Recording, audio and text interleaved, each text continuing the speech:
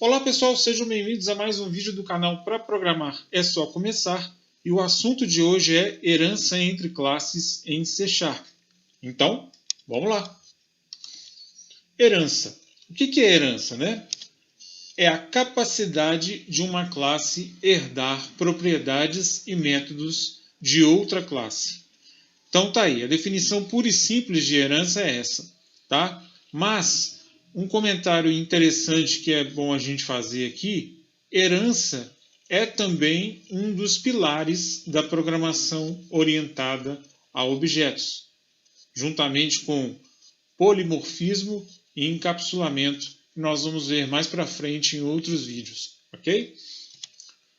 A subclasse, ou seja, a classe especialista, herda da superclasse, que é a classe generalizada, ou dizemos também que a subclasse estende a superclasse. Nós vamos entender melhor isso na demonstração do vídeo. Representamos a herança no C# através de dois pontos. Então aqui tem um exemplo. Olha aqui.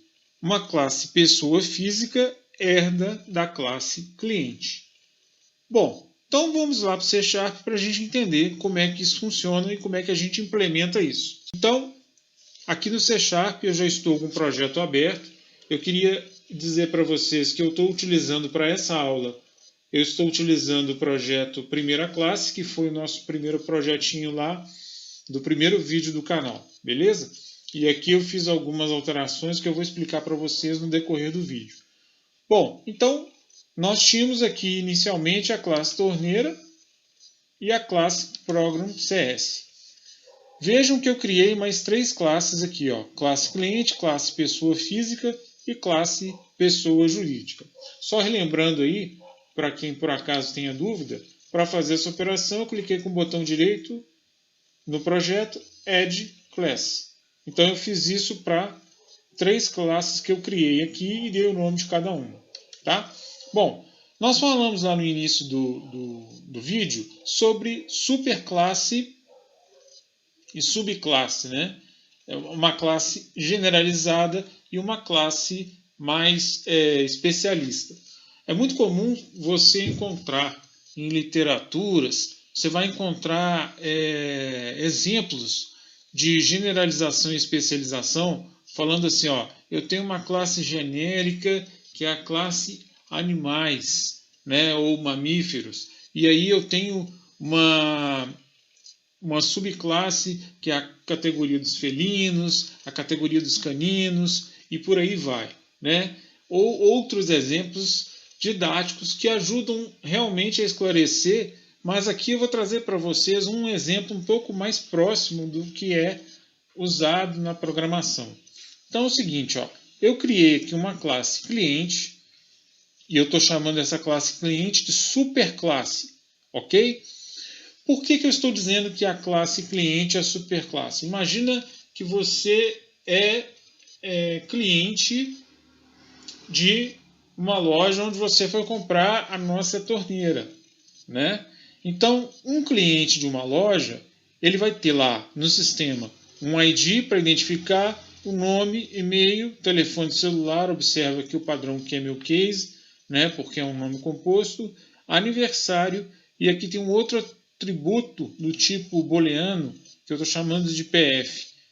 Eu criei aqui também um construtor, que é o construtor padrão da classe. Quando você tem apenas um construtor, não é necessário fazer isso aqui, tá? Mas eu já fiz isso aqui pensando nas aulas futuras, quando nós formos tratar de construtores. Beleza, então aqui estão os atributos da classe cliente, e aí eu criei mais duas classes como subclasses, que são a classe pessoa física.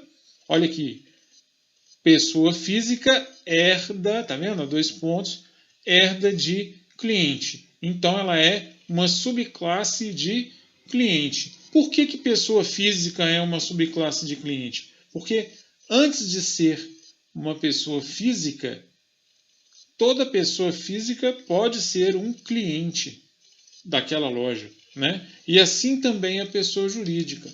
Antes de ser uma pessoa jurídica, eu sou uma pessoa física, olha aqui, estou herdando diretamente de pessoa física. Então aqui você tem a herança entre as três classes, né? Primeiro eu tenho a classe cliente, e aí tanto a pessoa física como a pessoa jurídica são clientes, né? Então os atributos de cliente são herdados por pessoa física e por pessoa jurídica. Eu poderia também fazer com que pessoa jurídica herdasse diretamente de cliente, mas aí é aquela composição que eu acabei de falar com vocês. O cliente, todo cliente, ele é uma pessoa física. E a pessoa jurídica, antes de ser uma pessoa jurídica, ela é uma pessoa física, ou seja, antes de ter um CNPJ, ela tem um CPF. Beleza? Então aqui, superclasse cliente, subclasse pessoa física, tem dois atributos aqui, duas propriedades, né? CPF e endereço residencial, também aqui no padrão Camel Case. Criei também o construtor padrão, embora seja o único, não é necessário, né? E para a pessoa jurídica eu fiz a mesma coisa, coloquei pessoa jurídica herdando ou estendendo, né? Pessoa física, e tem aqui dois atributos, o CNPJ e o endereço comercial. Beleza? Então, está aí explicado a declaração de herança entre classes no C#. Tá. E lá no programa, o que eu fiz lá no programa? Bom, primeiro de tudo, eu vim aqui na classe torneira e fiz uma pequena alteração aqui. Ó. Tornei o método jorrar, que não era público, né, como método público. Então, vim aqui e acrescentei a palavrinha public no método jorrar. Ok? E aqui no Program CS, o que eu fiz aqui no Program CS? Então, olha lá. Continuei mantendo aqui a nossa implementação. Digite o preço da torneira, digite a quantidade, digite uma opção. Aí eu coloquei aqui, ó, se torneira abrir, escolha igual a false, ou seja, se a torneira estiver fechada, eu vou abrir a torneira com a opção 1. Né? E aqui eu declarei a classe cliente. Olha só, eu fiz a declaração normal, né? Cliente é igual a new cliente. E aí eu já atribuí aqui alguns valores para a classe cliente, como se eu estivesse realmente fazendo o cadastro desse cliente no sistema. Então eu coloquei aqui, ó, cliente.id igual a 0001. O que me permite fazer isso? O método set da classe cliente, né? Nós vimos aqui que toda classe tem o seu get e set para o atributo. Então, o método set do atributo me permite fazer isso, ok? Então, voltando para o Program CS. Então, eu coloquei aqui um ID para o cliente, um nome para ele e um valor para o atributo PF. Aí eu fiz o seguinte, olha, se cliente.pf é igual a false, quer dizer, ele é uma pessoa jurídica, beleza? Então, se ele é uma pessoa jurídica, o que eu fiz aqui? Pessoa jurídica, new pessoa jurídica. Olha só, aí eu fui lá no objeto jurídica, que tem aqui o atributo CNPJ, né? Coloquei aqui um valor. A mesma coisa no objeto jurídica, instanciado, né? Eu coloquei aqui um endereço residencial. Olha só, endereço residencial estendido da pessoa física. Por que estendido da pessoa física? Porque lá em pessoa física eu tenho o endereço residencial, beleza? Na pessoa jurídica eu não tenho endereço residencial, mas eu tenho, como pessoa jurídica herda de pessoa física ou estende pessoa física, eu consigo fazer isso aqui. Eu consigo acessar a propriedade, né, da classe pessoa física. Depois eu ainda coloquei aqui o endereço comercial e novamente eu fiz aqui o uso da herança. Olha só, eu coloquei aqui telefone celular, colocando que cliente está sendo estendido por pessoa jurídica. Beleza?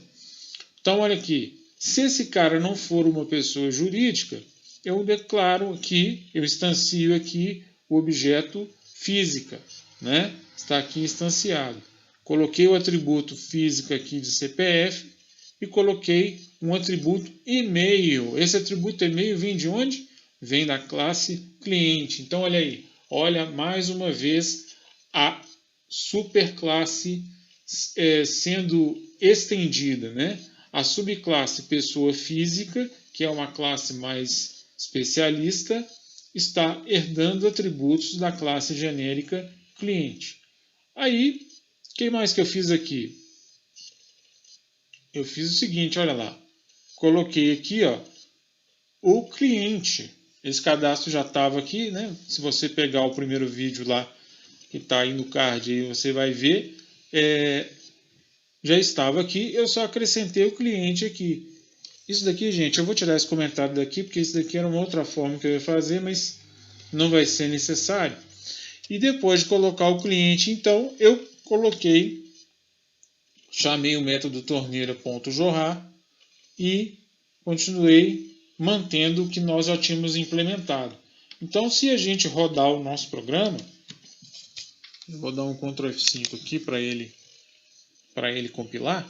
Então, se a gente rodar o nosso programa aqui, olha lá, digite o preço da torneira 22,90, digite a quantidade 2, digite uma opção, eu vou colocar aqui a opção 1, né, para ficar igual lá que eu tinha codificado. Olha aí, o valor a pagar R$ 45,80, o cliente é o Gustavo, a torneira gastou 10 litros e ela está aberta, ok?